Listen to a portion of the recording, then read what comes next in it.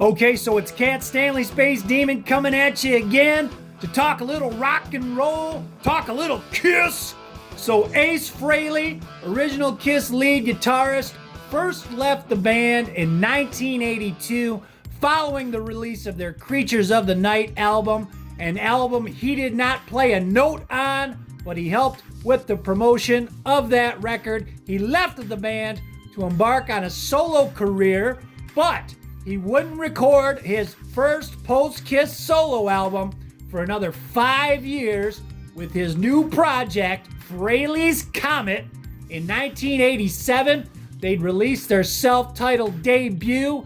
Of course, the name of the band was inspired by Halley's Comet, or Halley's Comet, properly. The little old comet that enters our solar system once about every 76 years. And there's a song on that first album, goes by the name of Breakout. It's a song that's credited to Ace Frehley, Eric Carr, and Richie Scarlett. But the song has its origins going all the way back to 1981, and we're going to listen to an interview here from 1988 with late drummer Eric Carr, and he's going to give a little story about the origins of this song, Breakout, from the first Frehley's Comet album. We are going to go into the CD player and play a song from Ace Frehley's first record called Breakout. If you look at the writing credit, it says E. Carr. Now, who could that be that co-wrote this song? I have no idea, and I'm not saying a word. Eric, you did co-write this song for Ace's first record, Breakout. How did that happen? How did Ace cut it, and how did you come involved with it all? Actually, what happened is that song, the music,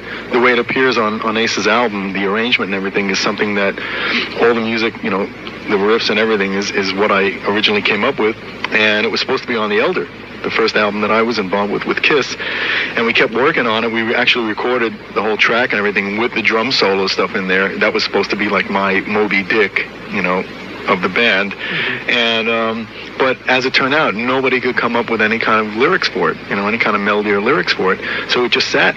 It sat for 7 years, and then I found out that Ace was doing it in his shows and that he was going to record it. So I was real happy. Him and Richie Scarlett finished it, and it's great. So Eric talks about how he had originally written that track during the sessions from Music from the Elder, produced by Bob Ezrin. Now, Ezrin would return to produce Kiss's 1992 album, Revenge, and whilst he was going through the vaults, Ezrin would find the original tape from those sessions, that track that Eric Carr had written and recorded that would later turn into Breakout on that first Frehley's Comet album. It would be released as the final track on that Revenge album in 1992 as a bit of a tribute to Eric. And here's what it says on the liner notes about that track, titled Carr Jam 1981, as it appeared on Revenge. Here's what it says in the liner notes. During the Christmas break, while going through the vaults, Ezrin came across an old 24 track of a hot riff written by Eric Carr and recorded by us in Toronto in May of 1981. It included a thunderous drum solo, and Carr made the reference to Moby Dick, of course, the Led Zeppelin track with the big John Bonham solo, which was a huge showcase when they did it live in concert. The only one Eric ever recorded.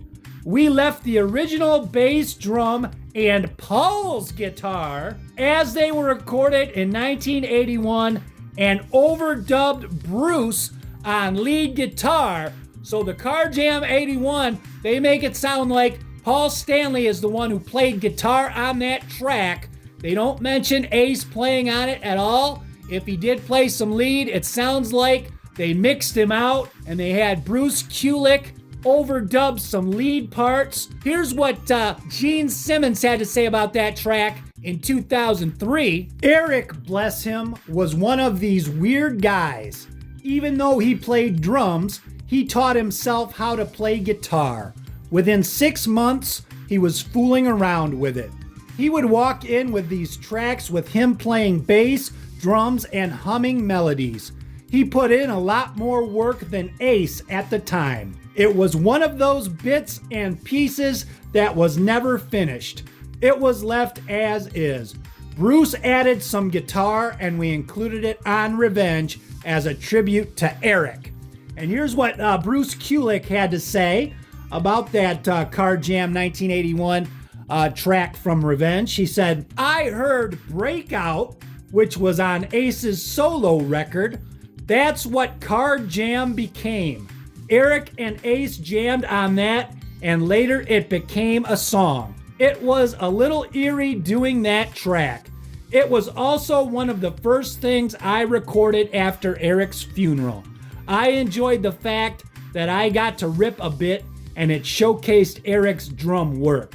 So Bruce Kulick is saying that it was Ace and Eric that had jammed on that originally. So maybe they mixed out Ace's leads and had Bruce come in and overdump some red hot lead playing on it. And it's a good little track. But yeah, so I guess when the time came around for Ace to do his solo record, he was running a little short on material. So they went back and he took that Eric Carr track, brought in Richie Scarlett to help finish the lyrics. Of course, Todd Howarth, who played guitars and keyboards on that first Frehley's Comet record, would handle lead vocals on Breakout on that Frehley's Comet album. But that's the story of the song Breakout from Frehley's Comet, which had its origins going back to Music from the Elder. Eric Carr had written that little ditty, and Ace decided to finish it. And when he played it in concert, he introduced it as a tribute to Eric, which is pretty cool. And it sounds like Eric was very happy that Ace came along and finished that song for his record. So that's the video. Hope y'all dug it, and we'll see you next time. See here.